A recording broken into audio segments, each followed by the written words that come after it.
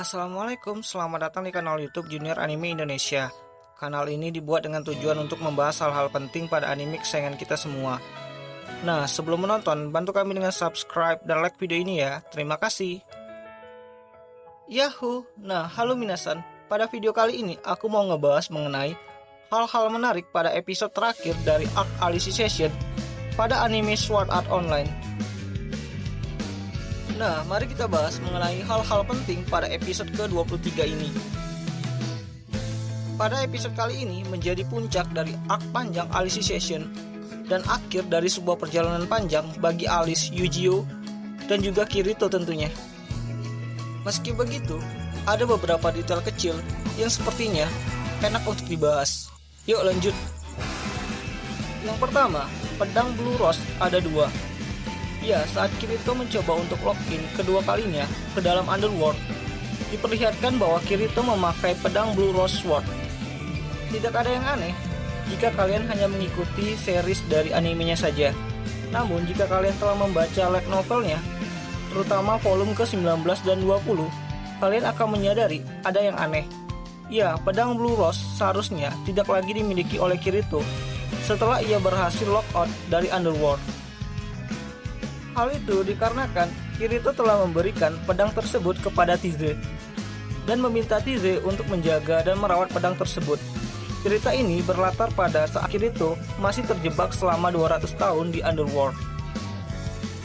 Nah, menurutku hal paling logis adalah adanya sistem save data pada setiap atribut yang Kirito pakai selama di Underworld.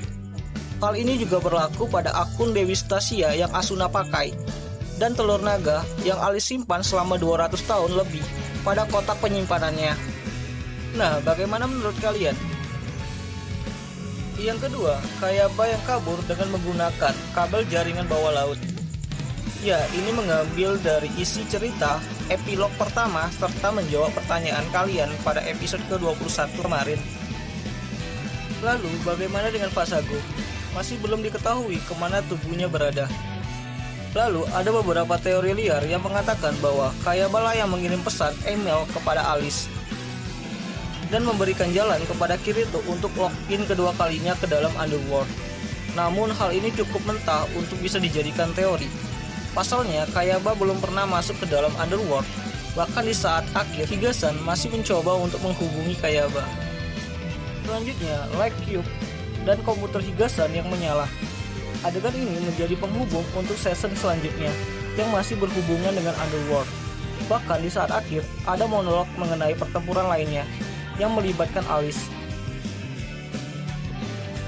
Hal menarik yang keempat adalah tidak adanya penampilan dari Dr. Shigemura. Setelah Yuna dan Eiji ikut nimbrung pada season kali ini, keadaan Dr. Shigemura seakan tak diberikan ruang, yang bahkan sebelumnya ia terlibat dalam project Alicization di akhir movie Ordinal Scale. Lalu hal yang paling banyak dibicarakan, kenapa keturunan ketujuh dari generasi Roni dan Tizze mengenal Eugeo?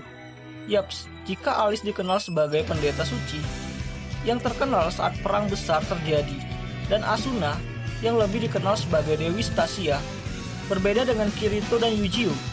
Nah, Kirito di sini lebih dikenal sebagai manusia biasa. Hal ini karena penduduk Underworld lebih mengenal Kirito Kopian sebagai Star King, yang sangat berbeda kepribadiannya dengan Kirito Gamers. Lalu bagaimana dengan Eugeo? Ya, bahkan hanya beberapa orang saja yang mengenali Eugeo, seperti Selka, Tizze, Sensei Charlotina, dan beberapa Integrita Knight. Kemungkinan cerita mengenai pemberontakan di katedral pusat oleh Kirito dan Eugeo diceritakan turun-temurun pada setiap generasi di Underworld, khususnya keturunan dari Yone dan Tizze. Hal itulah yang membuat Tizze dan Roni mengenali Eugeo. Maksudnya di sini adalah keturunan ketujuh dari Roni dan Tizze. Kemudian mengenai cerita dari Sword Art Online, apakah sudah tamat? Jawabannya adalah belum.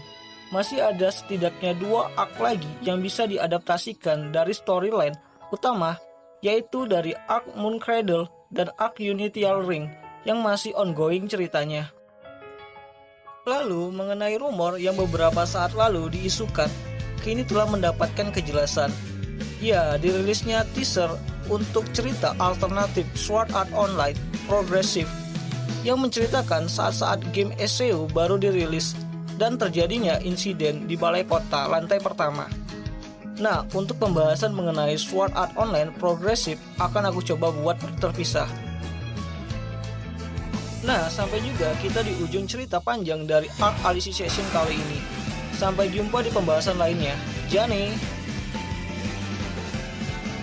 Terima kasih telah menonton. Like video ini jika kalian suka dan berikan masukan di kolom komentar jika ada yang salah ya. Terima kasih.